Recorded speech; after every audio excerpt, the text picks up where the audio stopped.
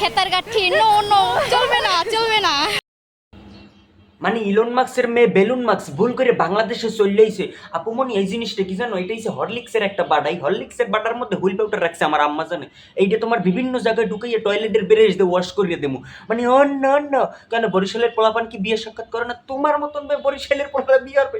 এত এতটা সহজ ভাবছো? ঠিক আছে, আপুমনিরে কোনো এক সাংবাদিক প্রশ্ন করছিল যে কোন জেলায় বিয়ে করতেছেন, বরিশালের ছেলে হলে কেমন হয়, তিনি এই উত্তরটা দিয়েছে। তারপর আর কি উত্তর দিলাম আমরা একটু শুনি। আমার কাছে তারা বেশিরভাগই আসে, যে ঢাকা আসে, ঢাকা এসে দেখি মানে একটা লুঙ্গি পরে, একটা গেঞ্জি পরে আসে, মানে ভাষাও যেমন মানে বেশ চলাফেরা, ভাষার সাথে চলাফেরাটা অনেকটা মিল আছে।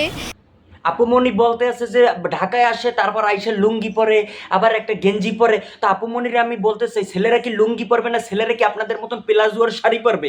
মানে আপনি যেমনি বলতে আছেন না, তাতে তো মনে হয় যে পোলারা আপনার মতন প্লাজুয়ার শাড়ি পরিয়ে তারপর ছেলেরা ঘুরে বেড়াইবে। আর তাদের ভাষাও যেমন, ভাষা কেমন আপু?